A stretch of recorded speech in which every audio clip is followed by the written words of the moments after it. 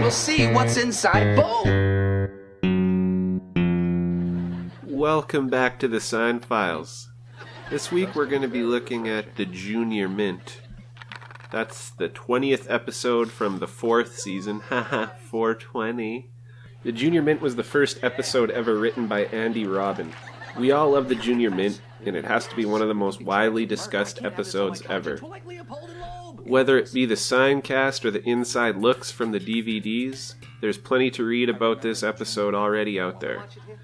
That's why this time I'm going to try something a little different and discuss one aspect of this episode that I don't believe has really been brought up before. So George is watching Home Alone, and the tuba player from John Candy's band fights George over a suit. But that hasn't technically happened yet, so I could see how he wouldn't recognize him in the future.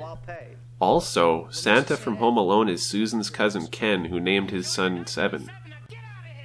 But once again, that was in the future, so I guess that's okay. Wait a minute. The guy who was cast as Kramer in the pilot is also in Home Alone as a police officer. Surely George would have recognized him, but then again, he is an actor, so I guess I could see that too. Now this one would really mess with George's mind. A few episodes earlier, George had accidentally destroyed an old man's dentures. The same old man from Home Alone. Which brings me to this theory.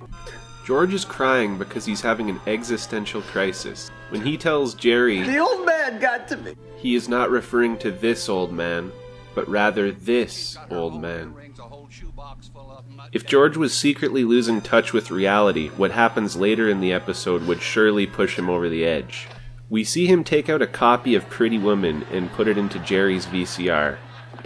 It's never shown whether or not he actually watched it, but it's safe to say he didn't, or he would have seen this highly disturbing scene.